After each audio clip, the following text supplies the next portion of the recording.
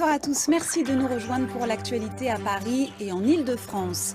À la une ce soir, ces révélations embarrassantes pour Serge Dassault, soupçonné d'achat de vote lors des municipales.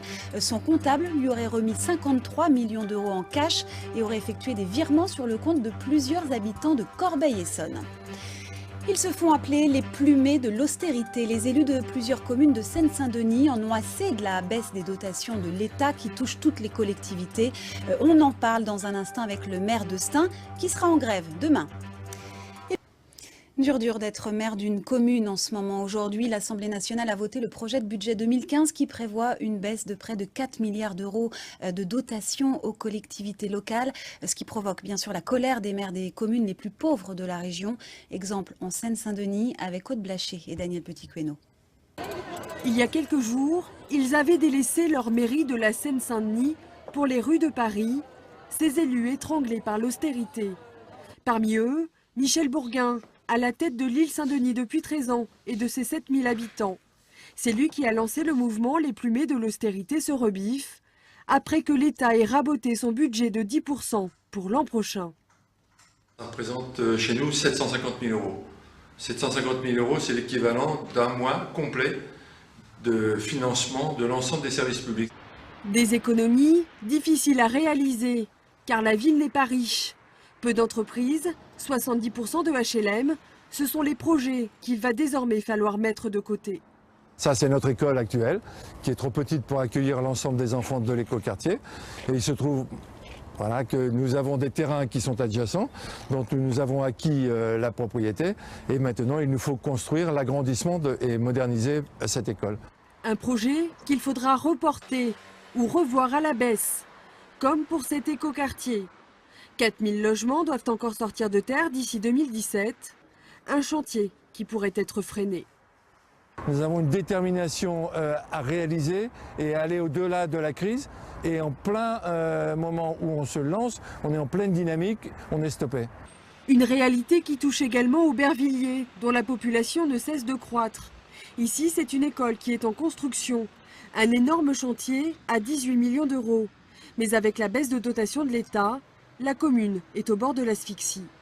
C'est moins 2 millions cette année et encore moins 2 millions l'année prochaine. Donc on est dans un effet de ciseau. C'est qu'on a du mal maintenant à assumer, y compris le minimum de ce qu'on doit faire pour les habitants en termes financiers. Ces maires espèrent faire entendre leur voix d'ici la loi de finances de décembre 2015 et n'hésiteront pas à redescendre dans la rue s'il le faut. Avec nous sur ce plateau, le maire communiste de Stein. Bonsoir, Azzedine Taibi. Alors avec l'île Saint-Denis, Aubervilliers, mais aussi Montreuil, vous faites partie de ce collectif, les plumés de l'austérité se rebiffent. Et demain, vous avez décidé de faire grève. Alors concrètement, ça veut dire quoi? C'est symbolique ou il y a des conséquences pour vos administrés? Alors c'est pas du tout symbolique. Je serai en grève demain avec l'équipe municipale, parce qu'on ne peut pas accepter cette politique d'austérité qui va miner vraiment nos quartiers et nos villes populaires.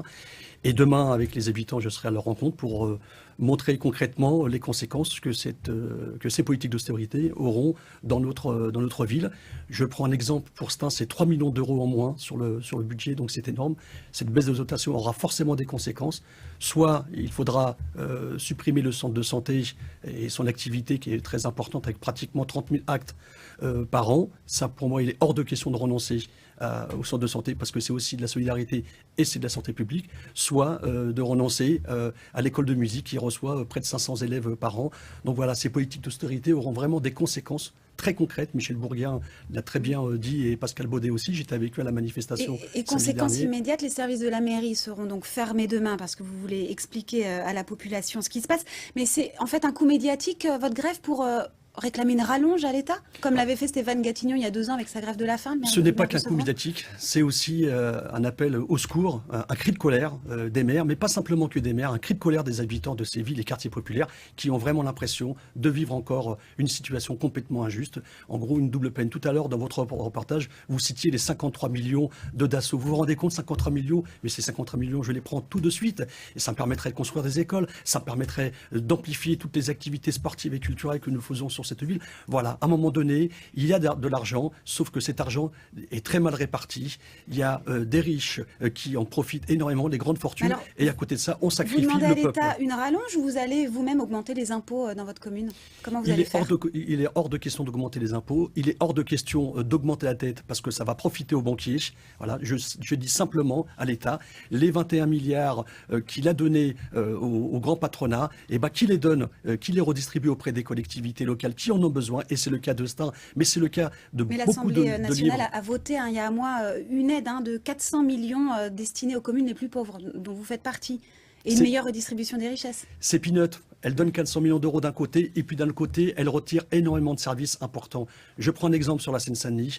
Jeudi prochain, il y aura la grève des enseignants. Il faut savoir que cette conséquence des 3 millions d'euros en moins pour notre ville, c'est aussi la suite, la poursuite de conséquences de la baisse des dotations en direction des enseignants, et ça c'est important, des effectifs de police que je réclame depuis de nombreuses années avec mes collègues pour que Stein ne soit pas oublié et qu'il ne soit pas... On a compris votre colère. Merci beaucoup, Azzedine Taïbi, d'avoir répondu à nos questions. Merci beaucoup à vous aussi.